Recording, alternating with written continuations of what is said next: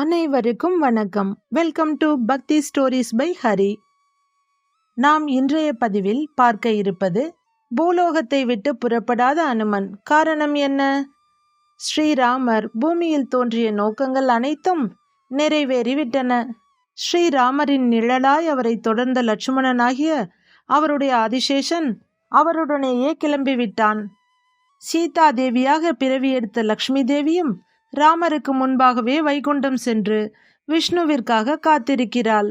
ஆனால் ஸ்ரீராமரோ காலதேவன் கேட்டுக்கொண்டதன்படி பூவுலகை விட்டு சுலபமாக செல்ல முடியவில்லை. ராஜ்யத்தை தன் பிள்ளைகளுக்கும் மற்ற சகோதரர்களின் வாரிசுகளுக்கும் பிரித்து கொடுத்தாகிவிட்டது. பரதனும் சத்ருகனனும் புறப்பட தயாரானார்கள். ஆனால் ஸ்ரீராமர் அவர் விருப்பப்படி தன்னுடைய வாழ்க்கையை தியாகம் செய்ய முடியவில்லை. என்ன காரணம்?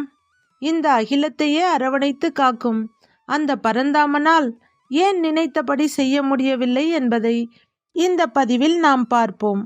இதற்கான முக்கிய காரணம் ஸ்ரீராமனின் மிக பெரும் பக்தனான அனுமன்.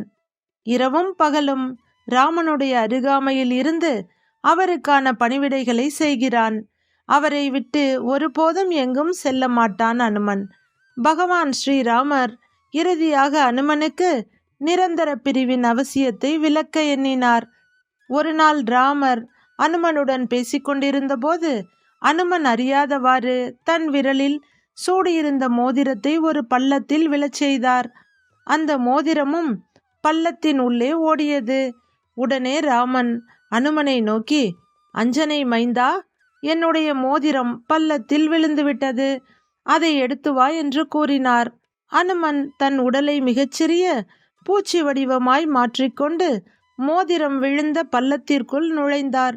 ஆனால் மோதிரம் நழுவிக்கொண்டு பாதாளம் நோக்கி சென்று கொண்டிருந்தது. அனுமனும் விடாமல் மோதிரத்தை பின்தொடர்ந்தார். இறுதியில் அந்த மோதிரம் பாதாள லோகத்தின் வாயிலை அடைந்தது. பாதாள லோகத்தின் கதவு திறந்து கொள்ள மோதிரம் உள்ளே ஓடிவிட்டது. பாதாள லோகத்தின் கதவும் மூடிக்கொண்டது. மோதிரத்தை பின்தொடர்ந்து சென்ற அனுமன் பாதாள லோகத்தின் வாசலில் நின்றான். அப்போது அங்கே பாதாள லோகத்தின் காவலரான காலதேவன் அனுமன் முன் வந்து, என்ன தேடுகிறாய் என கேட்டான். அனுமனும், என்னுடைய பிரபு பகவான் ஸ்ரீராமரின் மோதிரம் உள்ளே சென்று விட்டது, அதை எடுத்து செல்ல வந்தேன் என்று கூறுகிறான். உள்ளே சென்று உன் மோதிரத்தை எடுத்துச் செல் என்று அனுமனிடம் கூறினான் காலதேவன். அனுமனும் பாதாள அறைக்குள் நுழைந்தான். ஆனால் அவன் தேடி வந்த மோதிரத்தை கண்டுபிடிக்க முடியவில்லை. ஏனெனில் அந்த அறையில் ஆயிரக்கணக்கான மோதிரங்கள் குவிந்து கிடப்பதை பார்த்து திகைத்து போனான் அனுமன்.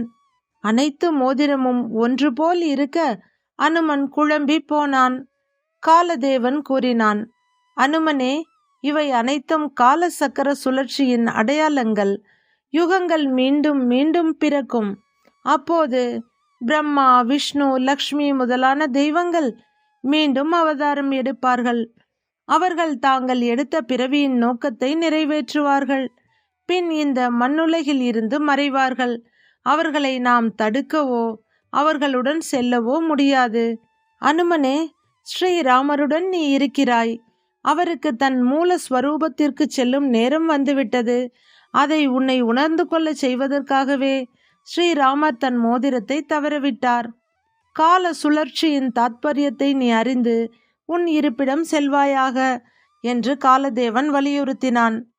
பிறப்பு, இறப்பு இவற்றின் மகத்துவம் அறிந்த அனுமனும் மனம் தெளிந்து மீண்டும் ராமரை வந்து அடைந்தான்.